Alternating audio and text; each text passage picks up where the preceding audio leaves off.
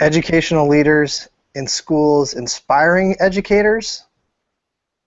Find out what that means next with our good friend Bill Selak. Bill Selak is the Director of Technology at Hillbrook School, an Apple Distinguished School up in the San Jose area at Los Gatos. He is a founder of EdCamp San Francisco Bay and EdCamp Los Angeles.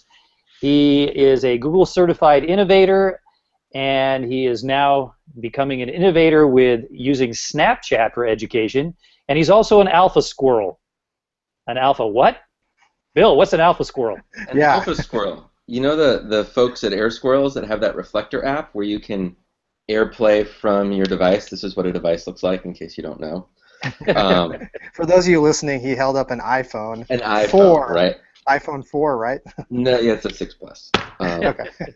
But not a 6S VM Plus. Gotcha. Anyway, you can AirPlay to a laptop, and a laptop can be hardwired. And my favorite thing about that is you can have several devices at once.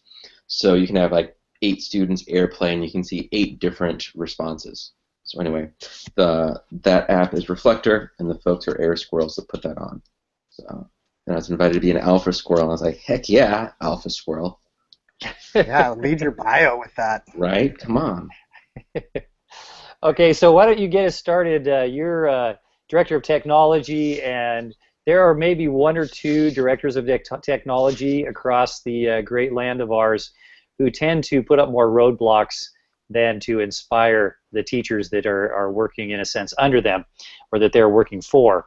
Get us started with what can an administrator do to instill trust in the people that they really want out there innovating for kids?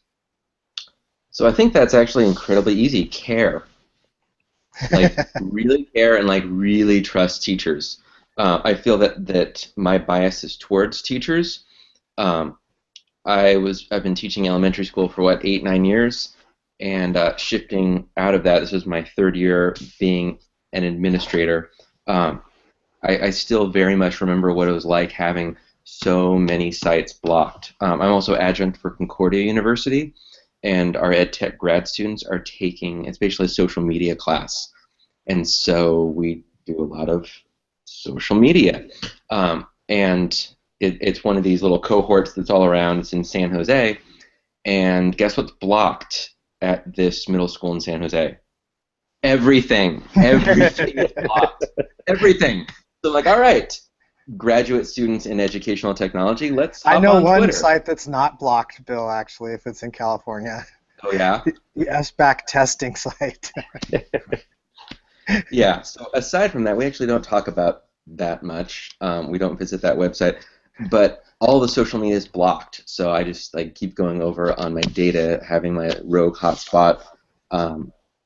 It's crazy that I think so many leaders lead from a place of fear, which is totally understandable, because if a student sees something and the parent freaks out and the students freak out, then it's our neck on the line.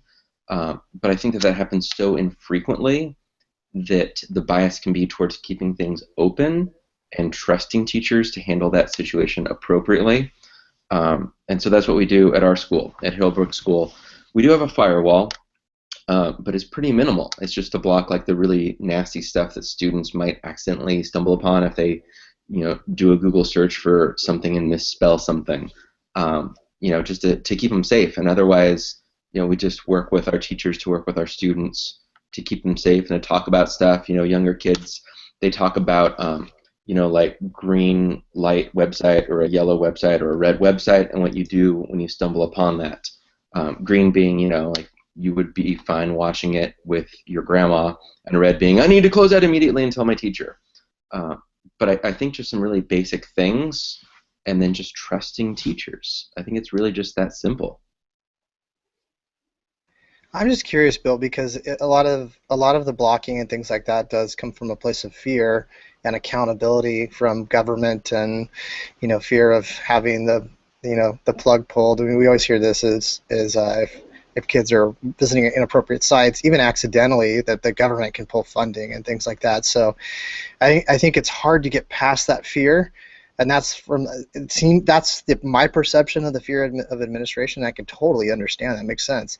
They don't want to have everything shut down. So I think the question is how can they find the balance with that, as far as like, I mean, is it just the filter? Is it and teaching the kids? Is there things that they can do to restrict the kind of website so it's more directed? Is that the answer? So using a tool where you can set the exact framework for where kids can visit. I know there's some different tools out there on that right now. What's the balance that we need to strike? So I think it's going to be different for every school, every district, just depending on the culture, with the comfortability. That's not a word, but we're going to go with it. With the comfortability of the comfort is what I was thinking of social media, of, different web media. I learned a lot from Robert Craven and Andrew Schwab before I moved out of the classroom into a director of technology position. And a lot of what they were saying at conferences and just talking with them one-on-one is that so much of the perceived fear of getting the plug pulled is misguided, that when you really dig into it, you need to have something in place to protect students. But so much of it is just, oh, look out, they might see something bad. Like, well, you know what? They're going to go home and they're going to Google it anyway. So, we might as well have that conversation at school. One specific thing we do with our younger students, so below 5th grade, instead of just using Google to search, we use an app on iPad called KidRex, and it's just a kid-friendly, much more kind of gated community approach to web searches. They're going to give you things that the 3rd graders are looking for anyway. So that's been just an easy way for us to keep things open when teachers want to get there, because our school is junior kindergarten through 8th grade. So an 8th grader is going to actually need to find things that a 1st grader shouldn't see. So we're talking about gender equality and the bathrooms at Target. People freaked out. So we have an inclusivity coordinator. So Jules actually went into some of the 8th grade classes, and she talked about that with those students. And so the types of web queries that you would search with 8th graders, you want to be open. You want to have those hard conversations, nicely facilitated. And then with the 1st grader, they hop on KidRex, and whatever they're searching for, they're not going to find stuff that would be age appropriate for an 8th grader, but not for a 1st grader. Can you spell that second word for us? Kid what? Rex, like a T-Rex, Tyrannosaurus Rex, KIDREX, KidRex. Rex, got it. Yeah, if you're looking for a rapper name, Scott, with that hat, what's up, Kid Rex in the house? Kid Rex, Kid Rex. So, reality is that just as much as we want our admin to trust teachers, there are teachers out there that should not be trusted. So what do you do in those situations? And is there training that must take place before you're just throwing this out there and saying we care about you, we trust you? Because you do have those teachers that just sit at their desk doing their own shopping on their computer, and they have no clue what their kids are up to in the classroom, and they're just getting it all, wreaking all kinds of havoc. So obviously that's a problem in the first place, and opening up the internet's not going to change that situation. But I mean, as an admin, does that go through your head? Are you thinking about, what about those 2 or 3 teachers out there that they're going to take advantage of this, or there is going to be a lot of problem in their classroom? Well, so I have 2 answers for you, Tim. I think the first one is you answered your own question, right? It's not a technology problem. It's a teacher problem, and I would argue it's a hiring problem. If you're hiring teachers that end up shopping during the school day, right, the network filter is not going to change that. They can just hop on this thing. I'm holding up a phone for our listeners and do it anyway, right? It truly does not matter. And the other thought is that, how much are we as adults off task in a meeting? I would argue a decent amount, and you know what? That's okay. And for students to be off task a little bit in class, I think that's okay. And for teachers to be off task even while they're teaching, I think that's okay. We're all human, and I don't think that clamping down the internet and saying you cannot visit whatever, Facebook or Twitter, because you might see what your friends are doing, I don't think that solves anything. I think, if anything, just creating that culture of you are an amazing teacher. We trust you, and if you need to be on Facebook, then cool. Now, do you have any openings up there? I'm just kidding. I actually love where I'm at, and I'm very thankful. And they've done a good job having things open and allowing us to use the tools at hand through training, through acceptable use training, and they want us to know what we're potentially doing and make sure we know what the kids are doing.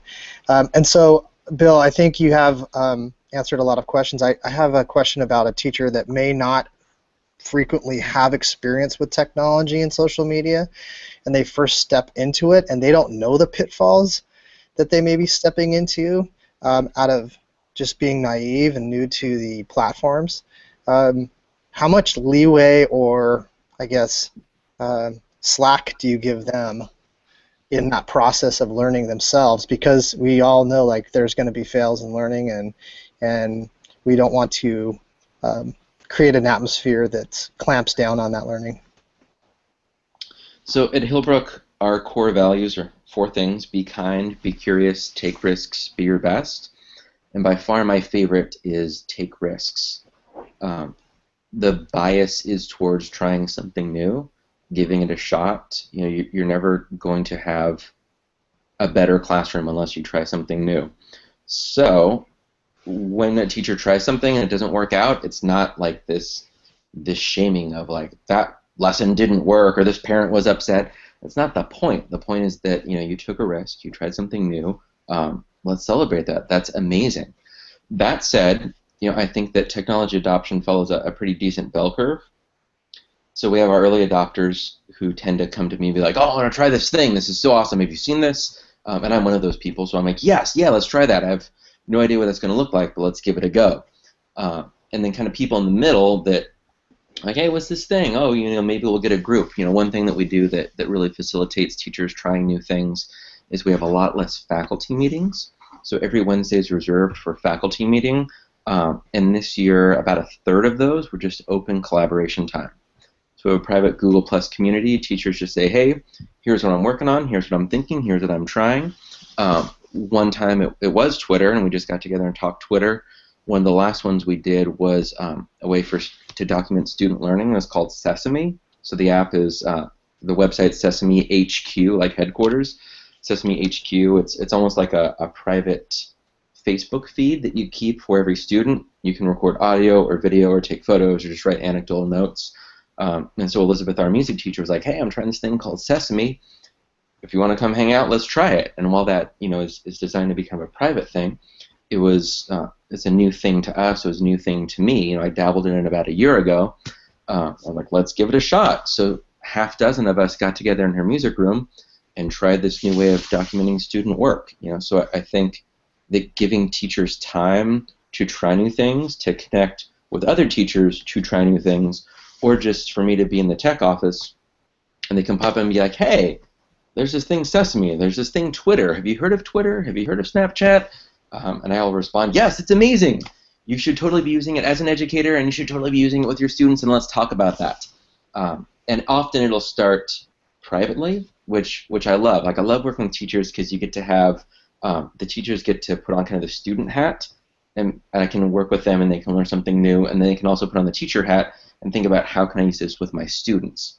I love kind of that nesting dolls of talking with teachers and teaching teachers. So, you know, it's all right, so let's talk Twitter. Here's how you can use it for your own professional learning, and here's how you can use it for your students to help them learn and to help them connect with other classes and to help them show their work. Cool. Awesome. Now, switching gears just a little bit here, Bill, you are working on Snapchat and how to use that in education as well. So can you fill us in on you know, maybe a little sneak peek? You've got a training coming up at ISTE. What are you excited about with Snapchat? What am I excited about Snapchat? Hang on, I need to Snapchat the moment talking about Snapchat. So here we go. We're Snapchatting now. So there's Tim and Scott Bedley. There's Scott talking about Snapchat. All right. On Snapchat. On Snapchat. That's very meta. It's totally meta. All right, so I'm going to go here, right, and then I can swipe and get different filters. I can play it faster, slower, which isn't terribly exciting for this. Um, right? I have full battery. You get that cute little thing. I can have the time or the temperature or how fast I'm going, which doesn't make any sense. Black and white, some colors, colors. Oh, it's not giving me my geofilters. There it is. Right? There we are. Los Gatos. Right? And then I can just share it to my story. So I would never post a video like that to Instagram or to Twitter. It feels kind of silly. And it is, and yet by posting it to my story, it's only on my story for 24 hours, and then it's gone. So I think the intent of Snapchat, here's what it looks like again, is for educators to share just kind of moments, like real-life moments. You know, if I were to do that and post something like that to Instagram, I'd probably, work at it and crop it just right so they get Scott and then Tim and, maybe get kind of lower third and then really work on the filter. And it's this kind of polished life that I choose to share. And I feel that most people do that because it becomes this permanent digital tattoo that we have. So when people Google me and they look at, Instagram, and I love the photos I take, I'm proud of the photos I take, and I try to just share high-quality photos. Because the intent of Snapchat is not to be this permanent digital footprint or tattoo or whatever you want to call it, I'm able just to share kind of thoughts and moments in ways that I choose to not share otherwise. So I really like that. I like that I don't have to permanently record everything, and yet I can share just kind of moments of my day, what I'm thinking, what I'm doing. And that's something that I really struggle with my first year of being director of technology, is there aren't a lot of people sharing the IT, like the back end side of things. So the learning curve was so much steeper than the education side of stuff. You want to learn how to use Google Forms, my goodness. There's hundreds of blog posts and tweets and whatever about it, but you want to learn how to sync Active Directory to your mobile device management, and dude, like, you're going to be just kind of Googling blindly for quite some time until you stumble upon like the right forum.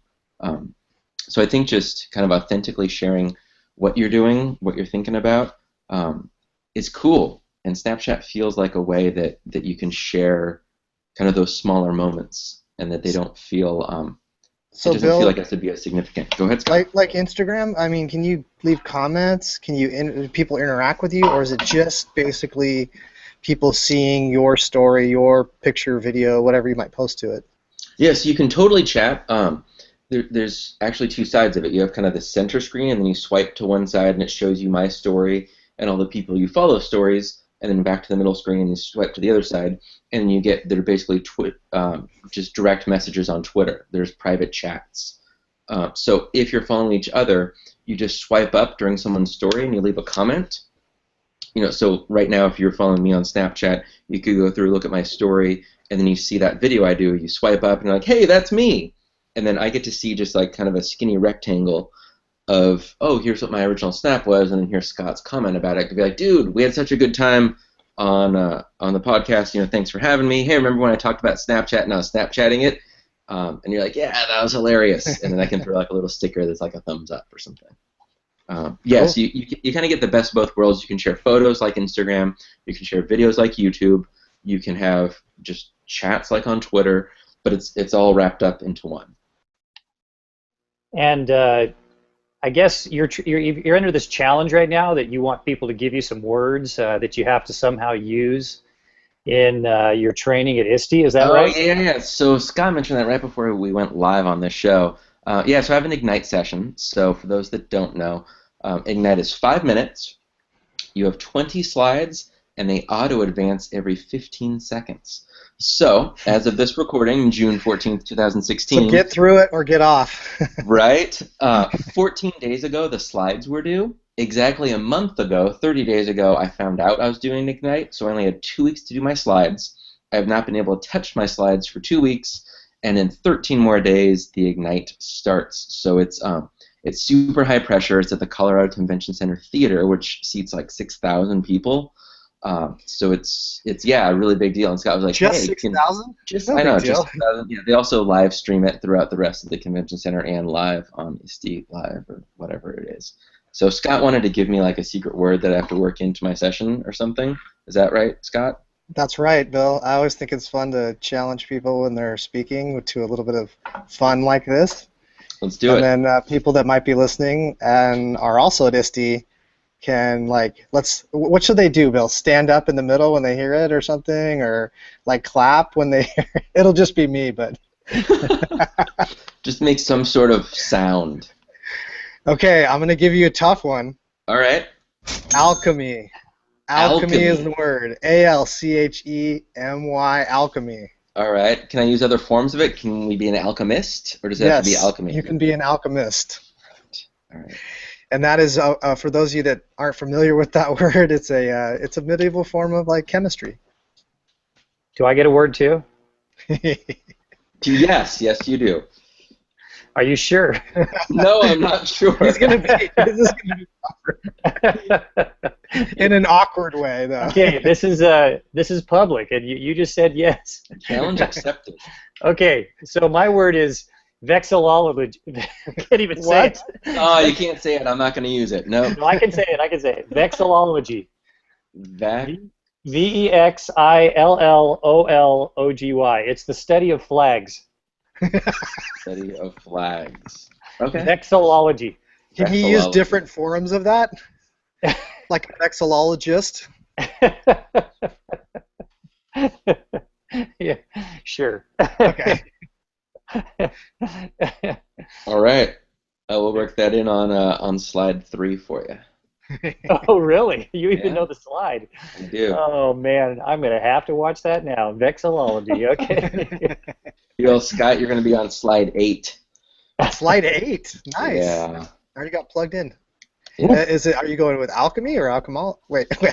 Alchemologist? Alchemist? I'll need to work out the wordsmithing of it. Gotcha. Yeah. All right, Bill. Well, we're going to play a little game with you now, if you don't mind. Yeah, we are. Yeah. Another game with you. Another game. The whole thing's been a big game, but we understand that you're a 90s punk rocker. Of course, you look like a 90s punk rocker, but of course. So we are going to play a little game we're calling From 90s Punk to Middle-Age Hunk. And wait, Bill's not. We're middle-aged. He's not middle-aged.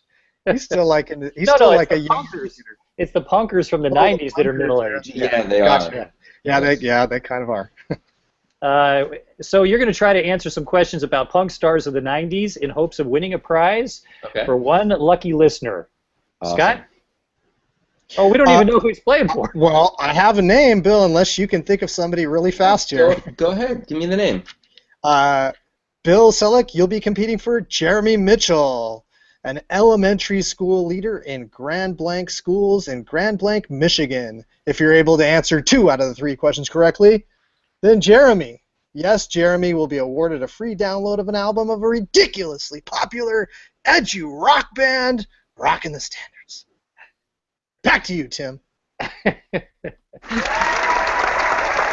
Okay, I was just enjoying listening to that so much. Anyway. His Twitter handle, by the way, his Twitter handle is at GBECON, GBeacon. Follow him. So, Bill, your first question. Hopefully you know your punk rock. In 2013, Bouncing Souls lost one of its longtime members. Quit the band. Who was it? Is it A? Vocalist Greg Antonitti. Or is it B? Drummer Michael McDermott. Or is it C? Guitarist Pete Steinkampf. Hey, you're Googling it. No Googling.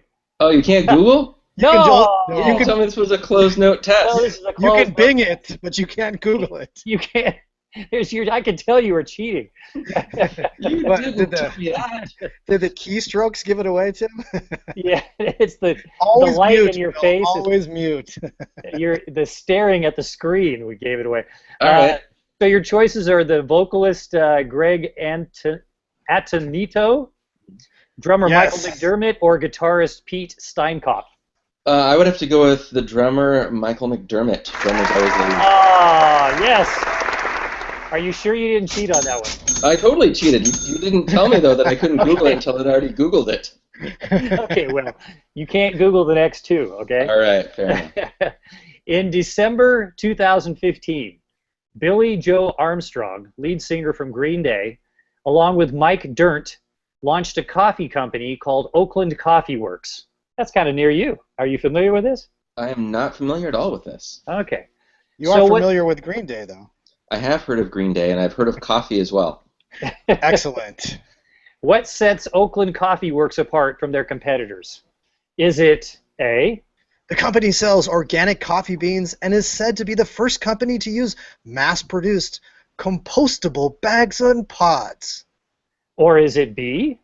Customers are required to bring their own coffee cups in order to save the environment. Or is it C? Coffee drinkers not only get a cup of Joe when they visit Oakland Coffee Works, they also get a free Green Day song. A QR code on the side of each cup takes the buyer to a free download. So those are, you're not Googling, are you? No. Okay. I'll answer questions like this. He's Snapchatting, Tim. Come on. He's Snapchatting. Hey, Siri. Hey, Siri. Yeah. Alexa. Okay, so your choices are A, organic coffee beans and compostable bags and pods, or is it B, bringing their own coffee cups, or C, getting a free Green Day song? I feel like a free Green Day song would be what a cup of Billy Joe would do, so I'm going to go with C. Oh, B? They have to bring their own cup? No, it's not even B. It's a good thing. I wish it was. This is not a high-stakes test. Yeah, right? Nope, they sell their own. They sell organic coffee beans, and they mass-produce compostable bags and pods. Nice. So you'll have to go visit them sometime. See if you run into Billy Joe Armstrong. All right, well, you've got one chance left here. The last question is about Blink 182. Are you a Blink 182 fan? I am, yeah. I've seen them a few times. Beautiful. Yes, and they have a new song out from their new upcoming album. So, the band Blink 182. that was just awkward. Bill, work that into your Ignite, would you? Oh, the band Blink 182, which originates from Poway, California, somewhat near where I live, went through challenging times from 2004 to 2008. In 2004, the band broke up, and in 2008, which of the following happened? Is it A? Vocalist and bassist Mark Hoppus, contracted a life-threatening rare disease called Sirenomelia. It's easy for you to say. Or is it B? Their planned reunion tour was suddenly canceled because the band argued so much that they couldn't get enough. They couldn't even get through a rehearsal. Or is it C? Which seems awkward now that I said they have an album coming out. Sorry. Jerry Finn, longtime producer, was killed in a plane crash that almost killed drummer Travis Barker. Oh, well, it's for sure C. For sure? For sure, yeah. I remember when that Wow. happened. You know your Blink 182. I do. Yeah, fun fact, their first album, Carousel, was recorded the week before my friend Brian's band recorded their album. And the recording engineer was like, dude, you guys are so professional. Thank you for knowing your stuff. For me, old playing time, there's this other band that was in here back when they were called Blink. These guys just goofed around the whole time. Like, dude, they are going nowhere. Your friend is Brian Setzer? Is that who it was? No, Brian Blackstock. And that guy who's told you that, he's now like the most famous producer of music out there? Yeah, right. Yeah, that first album was pretty bad, though, performance-wise. Anyway. All right, Scott. How'd Bill do? Good job, Bill. You got 2 out of 3 correct, which is good enough to get a 66%, a D. Yay! You are not a winner, but you know who is? Who? Jeremy Mitchell of Grand Blanc, Michigan. Jeremy, you just won a free download of Rockin' the Standards album, Education Rock and Roll Music for 2nd through 6th graders. Rock on, Tim. Woo! And rock on, Bill. And rock on, Scott. All right, Bill. Well, thanks for being a good sport, and thanks for knowing your punk rock. And appreciate you being on the show today. Why don't you tell your thousands of new fans how they can connect with you in the future? Yeah, of course. So you can follow me on just about every platform. I'm Bill Selak, BILLSELAK. So since we had a punk rock thing going, a few punk rock songs on SoundCloud, soundcloud.com/Bill Selak. I don't think I've ever promoted that. Snapchat, my username, any guesses? Bill Selak, Twitter, YouTube, whatever else. You thought of that yourself, didn't you? My parents did. Oh, I just went with it. You just went along with it. Yeah, but these days I'm sharing most of my stuff on Snapchat. So if you're not following me there, then what's the point? Get on Snapchat. All right. Well, thank you so much again, and it's been great talking to you. We learned a lot, and we're entertained, and we hope that our listeners will connect with us on iTunes. Write us a review, that you'll follow us on wherever you follow people. Probably not on Snapchat, but pretty much everywhere else. Yet. And Scott, why don't you talk about our passion? Yeah, if you haven't signed up or registered or heard about Global School Play Day, then this is probably the first time you listen to this podcast. Go to www, that's the World Wide Web, Bill, globalschoolplayday.com. Check it out. It's all about a passion about bringing play back for kids. We've lost the balance, and we want to have that back for them, because there's all kinds of bad things that happen when kids aren't allowed to play without restrictions, as far as adult interference in the way kids get a chance to play. So please check it out. There's tons of information, and you can sign up just to do it. It's a free event. It's all about just educating our community and the world, really. Tim, last year we had over 177,000 students globally in the second year of this thing. That's right. Participate, and we're setting a goal at 500,000 kids this year. Yeah, and we've already got tens of thousands that have signed up, and it's a long ways away. So jump in. We'll shoot you an email. We won't spam you at all, but don't have time for that. We will shoot you an email to remind you when it gets close to the date in February of 2017, February 1st. So thanks for listening to the Bedley Brothers, and thanks for watching. Mom and Dad. Mom and Dad.